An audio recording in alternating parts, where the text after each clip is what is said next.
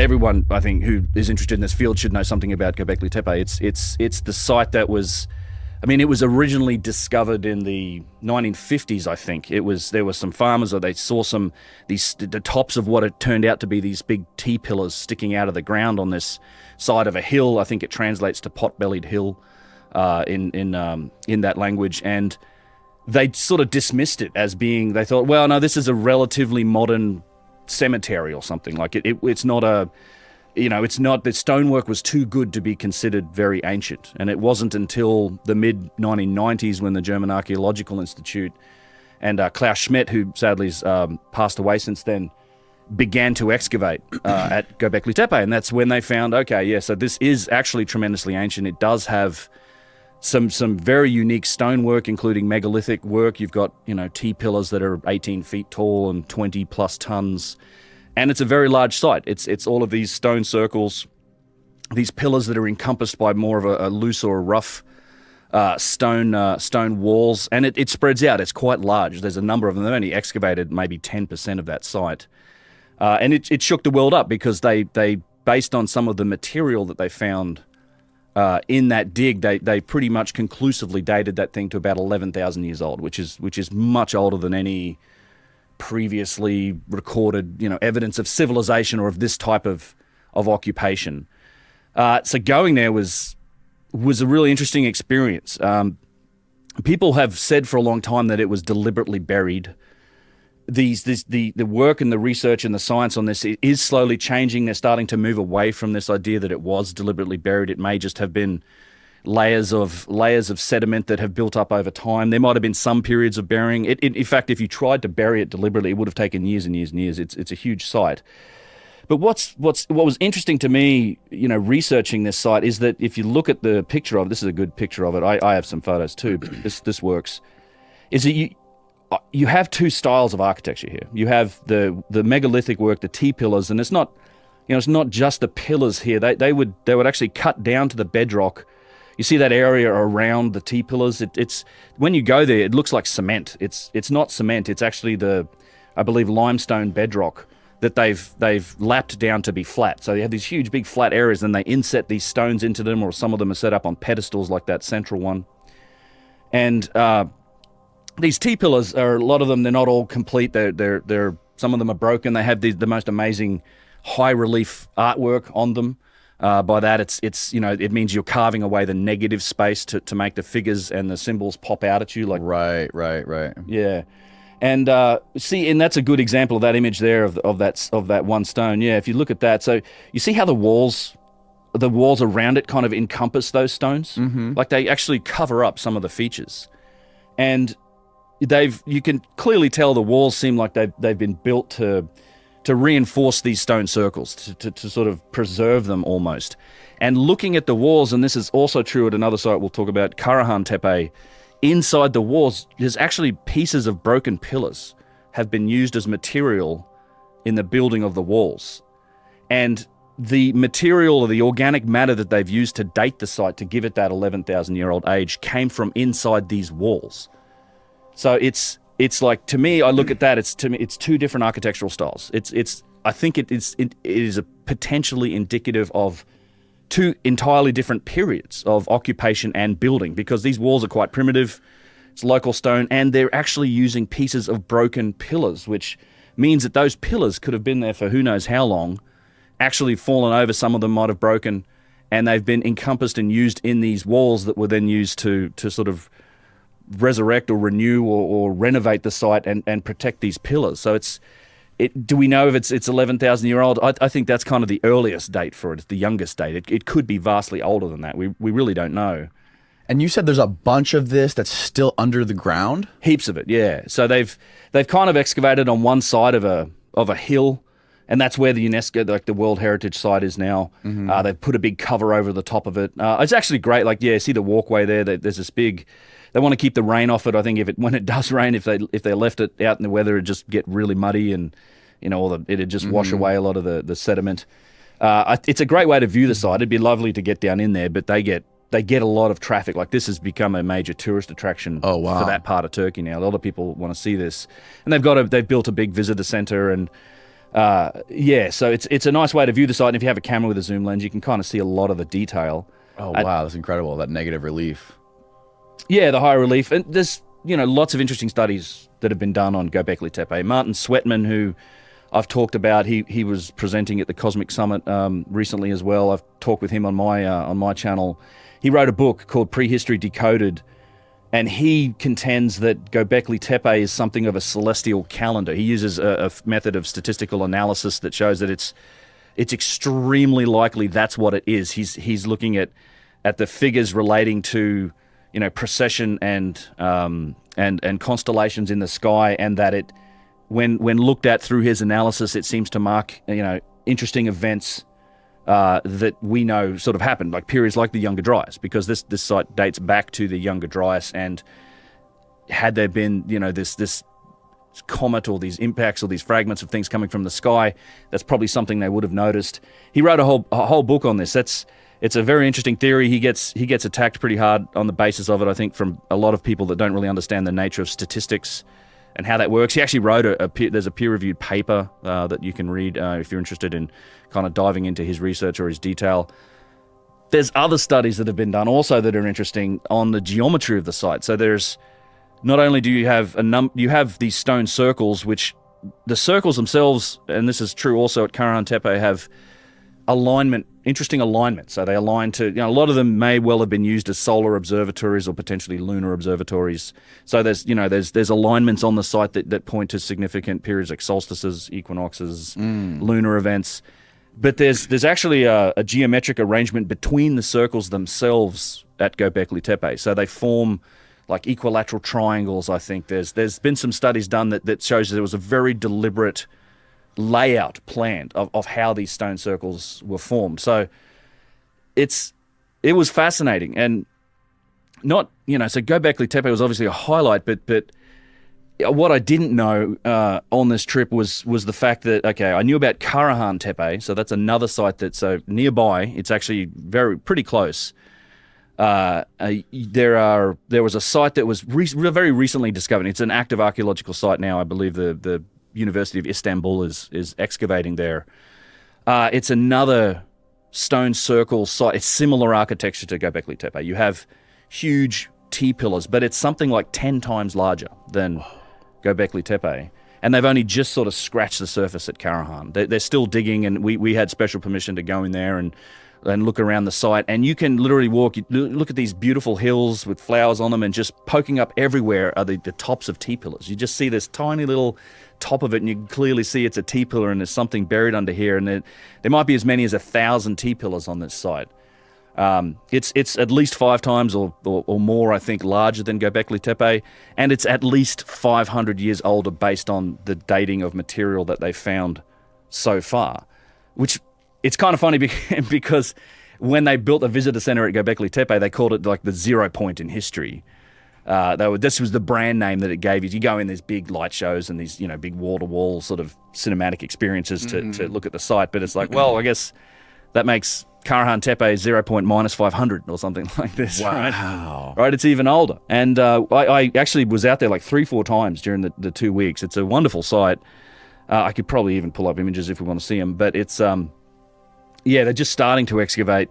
And you see a similar thing. In fact, at Karahan, there's evidence of domiciles. So one of the controversies about Göbekli Tepe is this civilization, right? Because technically, if you go look at, and I guess this is more along the orthodox line of thinking, the date for civilization hasn't really changed. We're still saying, well, 6,000 years ago, Sumerians and Mesopotamia, that was the start. But when I look at a place like Göbekli Tepe or Karahan Tepe, that screams civilization to me. The theory is, it's purely ceremonial. It was what happened, and this sort of came out with the Michael Shermer, Graham Hancock, and Randall Carlson podcast on JRE. It's a well-known one. I mean, they've essentially just changed the definition of hunter-gatherers to now not just be, we're not just out hunter and gathering, but on the weekends, I guess, when the men want to get away from the women and the kids or something, they like to, participate in a little bit of megalithic stone building and things like this, and, building these 20-ton T-pillars. It's insane. But there's infrastructure on these sites. They're massive. There's cisterns. There's quarries. There are other structures at Karahan Tepe. There's actually evidence for domiciles and permanent housing, which is another indication of sort of settlement and civilization. And I just look at the scale and scope of what is on these sites, and it's like that's not something you do on the side. Like this requires specialization, right? So for people to be able to specialize in doing this type of stonework, this type of a logistical endeavor, the artwork that's required to carve these things, you need to have infrastructure around you. That means there's other people collecting food, there's other people doing things. Like, it's that organization that essentially defines civilization. I think just the scale and scope of the work requires that. So I think it's kind of ridiculous that we don't consider this civilization. And the nail in the coffin for me, and this is something I learned on that trip, is that it's not only is there Karahan and Göbekli Tepe, but there's between 40 and 80 more sites that they've discovered just like that. Around that area? Around that area in southeastern Turkey, yeah. I mean, there's a lot of other well-known sites, Sogmatar and other places, but these tepes and these T-pillared stone circles, they're doing a lot of ground penetrating radar and that type of thing, and they've discovered somewhere between 40 and 80, and I think they want to open up like 15 of them for tourism. And that's like, at that point, it's a huge civilization. It requires a big population of people, and it's civilization. I mean, it's like a lost chapter of human civilization that we really know nothing about. Like, we've got some artifacts and we've got some indication, but it's to me, it's just a whole lost chapter of our history in this region. Again, I've taken a look at the kind of attacks that have taken place around my references to Atlantis.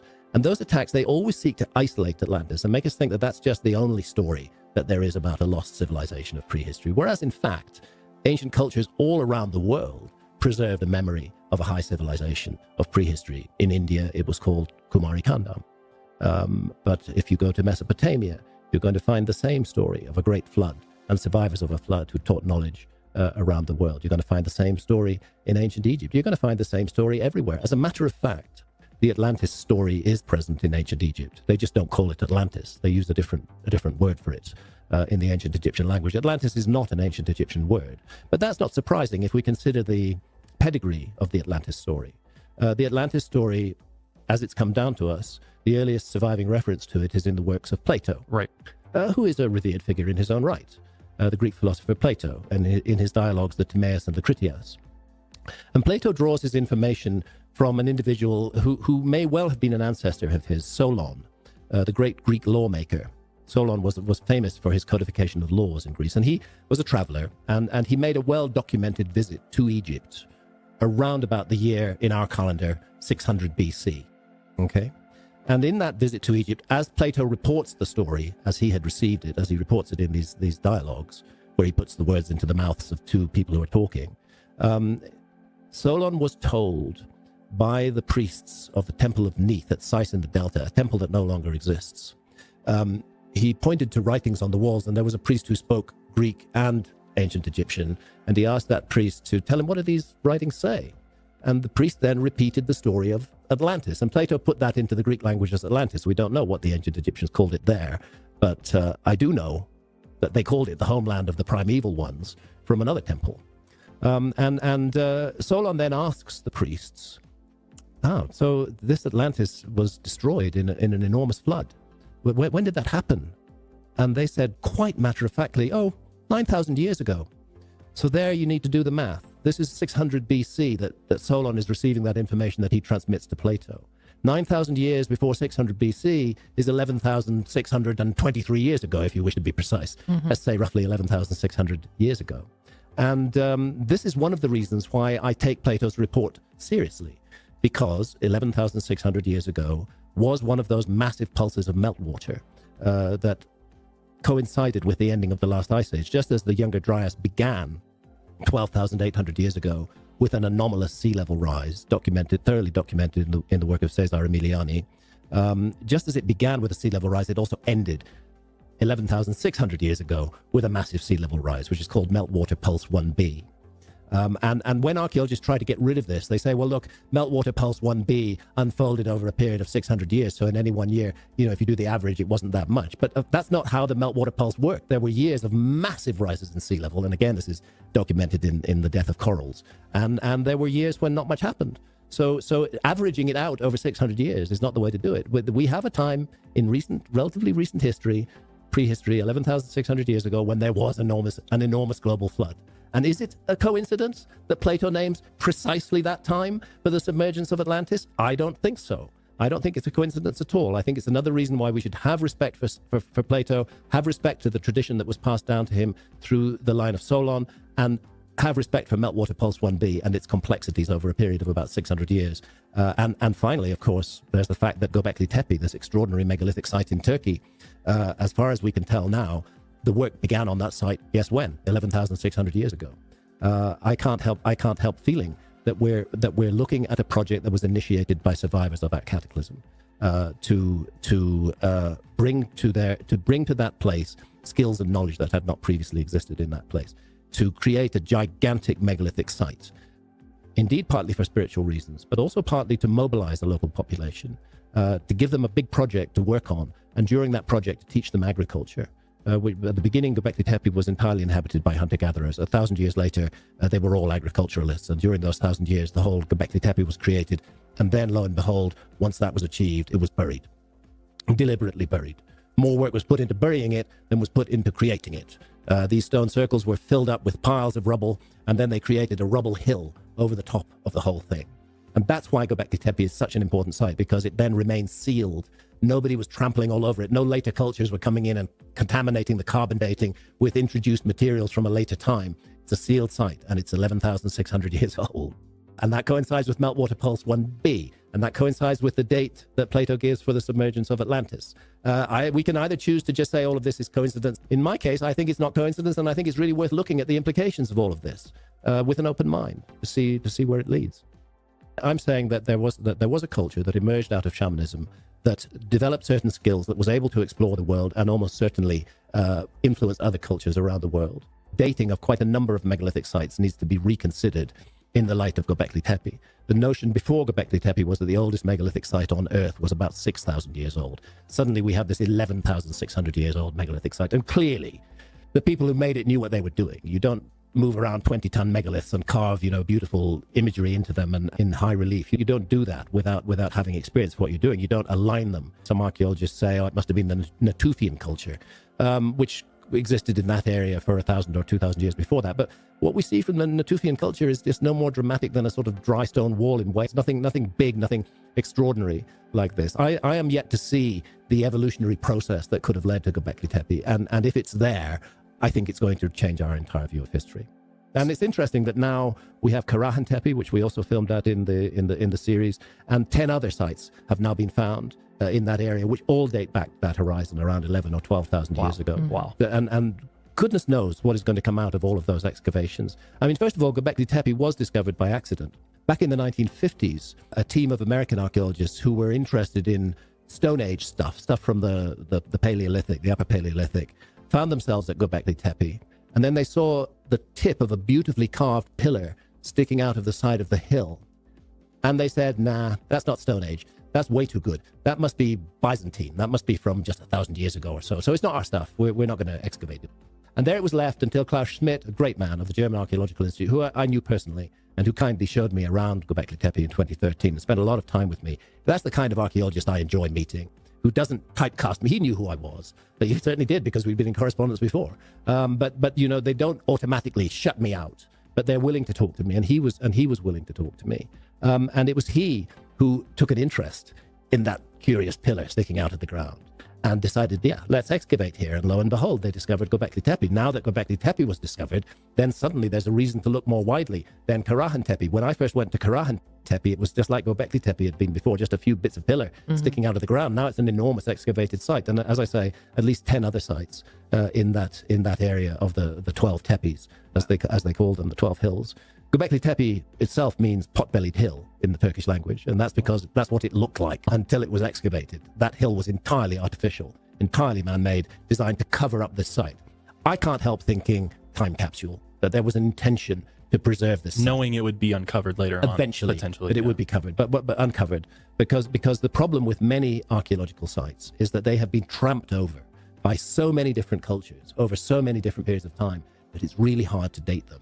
Carbon dating only dates organic materials. It doesn't date stone.